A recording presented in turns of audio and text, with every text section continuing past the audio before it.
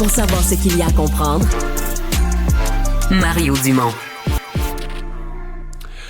Alors, analyse de ce budget. Je pense que tout le monde aura saisi que les finances du Québec là sont pas au beau fixe. Luc Godbout, professeur titulaire à la chaire de recherche en fiscalité et finances publiques de l'Université de Sherbrooke, qui est devenu vraiment une des références dans les questions budgétaires, est avec nous. Bonjour, Luc. Bonjour, Mario. Ouais, le portrait général du Québec depuis 2 ans, il est pas jojo au niveau finance, hein? Non, pas du tout. Dans le fond, on a passé la pandémie, puis on a fait un déficit assez important dans l'année de la pandémie, puis là, on disait, mais c'est normal. Puis ah oui, c'était des masques. On savait comme ce qui était arrivé. Là. C'était comme plus clair. On savait que c'était ponctuel aussi.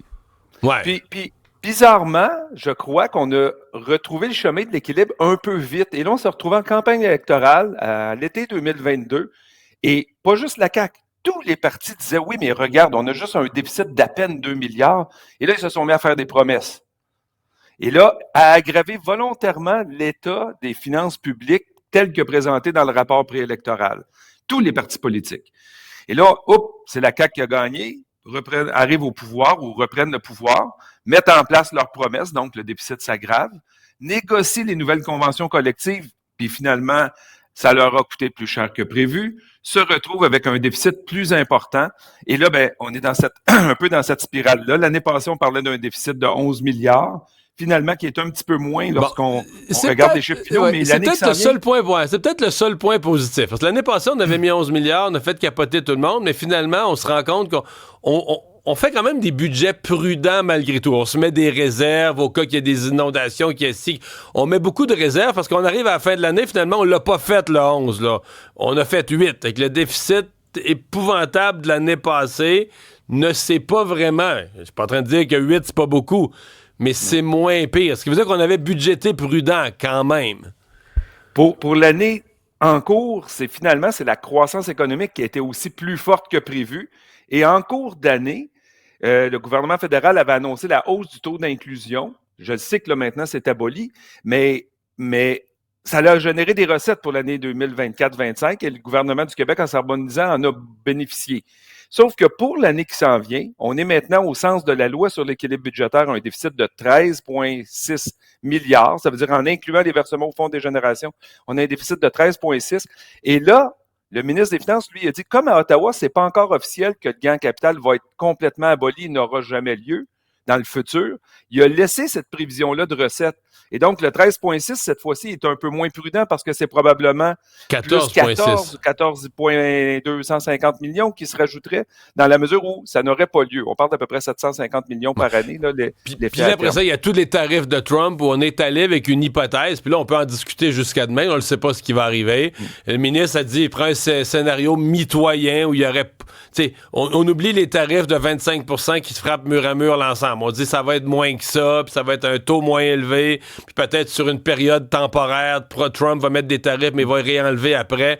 Fait que là, on a fait une espèce de scénario mitoyen, mais je lis tous les analystes, je vais l'appeler mitoyen optimiste un matin quand même. Donc, le déficit de 13,6, c'est gros, mais dans le fond, c'est 14,2, puis dans le fond, c'est un 14,2 optimiste, là. C'est ça. Puis c'est vrai qu'il a mis une provision pour éventualité de 2 milliards. Donc, si jamais l'économie va moins bien que prévu, dans son 13,6, il y a un 2 milliards de marge de manœuvre, entre guillemets, pour faire face aux imprévus. Mais cela dit, c'est une année qui va être difficile. Et cette année, là, dans l'année qui se termine au 31 mars, on a entendu tout l'automne, tout au début, au mois de janvier, on disait, oui, mais là, vous voyez, ils compressent les dépenses. Les dépenses ont augmenté en 24-25 par rapport à l'année d'avant de 8,4 %. Ça, c'est l'année où on dit qu'il y a eu des compressions dans les dépenses. L'année prochaine, même encore c'est fou, hein? Les dépenses ont augmenté 8,4 %. Puis si tu regardes les bulletins de nouvelles puis les titres de journaux, le mot que tu as vu, c'est coupure. C'est ça. Mais pour l'année qui s'en vient, même si on corrige là, pour les dépenses de 24-25 qui ne sont pas récurrentes, et donc la croissance, on corrigé, là, ça serait 3 % pour l'année qui s'en vient. Et par la suite, on est plus dans des croissances là, de 2,5 sous 2 % dans les prochaines années. Donc là, c'est la seule façon que le ministre a trouvé pour les années futures, une fois là, qu'il a fait un peu le ménage dans les dépenses fiscales, c'est vraiment de limiter la croissance des dépenses pour que le niveau de dépenses à terme revienne au niveau qu'il avait avant la pandémie. en importance du PIB, là, pas en dollars, évidemment, Ouais. mais en importance du PIB.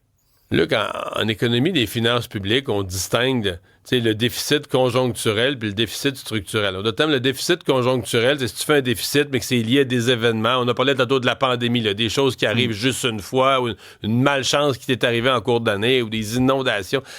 Déficit structurel, ça veut dire que tu commences ton année, là, puis t'as plus de dépenses que de revenus. Je veux dire, même sans le moindre imprévu, tu dépenses tant, t'as tant de revenus, tes dépenses, juste payer tes employés, faire rouler ta machine.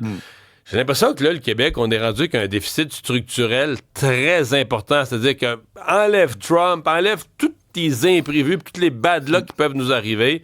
On vit au-dessus de nos moyens. Là. On n'a plus les revenus pour payer la base de nos dépenses. Ben, dans le budget d'hier, si on fait une recherche par le mot structurel, ça apparaît pas beaucoup. Donc, mais le ministre, généralement, il en parle en conférence de presse. Là, hier, je ne l'ai pas entendu en parler, mais on a un déficit structurel. Là, à l'automne dernier, lorsqu'on l'avait calculé, là, c'était au bas mot 4 milliards. Donc, ça veut dire que même dans une année qu'on appellerait parfaite, où le gouvernement va collecter tous ses revenus parce que l'économie va bien et n'aurait pas trop de dépenses parce que justement l'économie va bien, là, on partirait et on aurait assurément un déficit de 4 milliards qui ne se corrige pas tout seul. Et donc, pour le corriger, il faut augmenter les revenus ou réduire les dépenses pour ramener ça à un niveau équilibré. Et c'est là qu'on se trouve et c'est jamais un exercice qui est facile.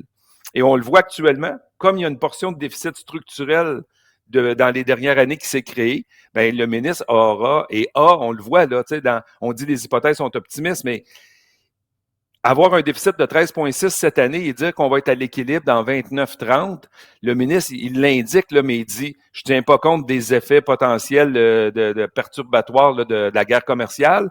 Et l'autre élément, il dit, malgré tout, pour que j'aie mon plan budgétaire à zéro en 29-30, j'ai encore un 2,5 milliards. Donc, ça donne peut-être le niveau du déficit structurel conservateur qu'il devra identifier. Donc, il ne nous dit pas encore comment il y a un 2,5 milliards à trouver pour véritablement atteindre l'équilibre budgétaire en 29-30. Ouais. Quelques mesures, il y a les gens qui possèdent des autos électriques là, qui avaient eu toute une série d'exemptions au moment où on voulait encourager l'auto électrique. Est-ce qu'on va décourager l'achat d'auto électrique ou on fait juste régulariser une situation parce que là, on enlève tous les privilèges? Là. Ben, à terme, on régularise. Là. Donc, le programme Rouler vert qui avait été suspendu, lui, revient dans sa phase de retrait progressif. Donc, cette année 2025, il y a encore là, pour des voitures électriques neuves un 4 000 $ de subvention. Ça sera 2 000 en 2026 et il n'y en aura plus en 2027. Ça, c'est le programme Rouler vert qui s'achève. Il y avait une taxe sur les véhicules. Il y a une immatriculation sur les véhicules de luxe. Le taux avait été mis à un véhicule de plus de 40 000 $. Et ce montant-là n'avait pas été revu, mais il était de 75 000 $ pour les véhicules électriques. Là, on enlève la majoration véhicules électriques, puis on met un seul seuil qu'on fait passer à 62 500. Donc, les véhicules à essence un peu plus coûteux n'auront pas à payer la taxe de luxe comme ils le payaient avant. Puis les véhicules électriques, ben là, on ramène le seuil à 62 500. Au-delà de ça, on est assujetti à cette immatriculation additionnelle-là. Puis il y a un autre petit élément. Comme les véhicules électriques ne consomment pas de taxes sur les carburants, bien évidemment, c'est comme s'ils ne payaient pas pour l'entretien des routes, là, c'est ça? Là, il y a une contribution additionnelle pour un véhicule électrique, c'est 125 $ par année à compter du 1er janvier 2026, 62,50 $ pour les véhicules hybrides, et ces montants-là vont être indexés à l'inflation pour chacune des années suivantes. Mm-hmm. Donc, c'est une régularisation. Il y en a qui avaient suggéré qu'on mette une taxe, qu'on remplace la taxe sur l'essence par une taxe sur le kilométrage de tous les véhicules pour... Là, c'est que celle-là est un peu plus compliquée à gérer. Là. Comment tu mesures le kilométrage des véhicules? Vous avez fait de la politique, là, dire qu'on va enlever une taxe déjà sur les carburants qui n'est pas populaire, qu'on va la remplacer par une taxe kilométrique. Il y en a qui vont y voir un État Big Brother en disant, là, ils vont surveiller le kilométrage que je vais faire. Je sais que les technologies le permettent. Je crois que c'est une avenue intéressante, la taxe kilométrique, parce que ça permettrait de moduler le tarif selon l'heure même. Tu sais, donc, si on veut décourager l'utilisation du véhicule pendant l'heure de pointe, l'encourager dans des heures ou moins utilisées, l'adapter pour les régions, il y a plein de possibilités. mais ça va prendre un capital politique incroyable pour mettre ça en place parce qu'il va y avoir de la résistance, pas seulement de l'opposition, mais également d'un certain nombre de contribuables. Ben voilà, à suivre. Luc Godbout, merci beaucoup. Merci, à la prochaine.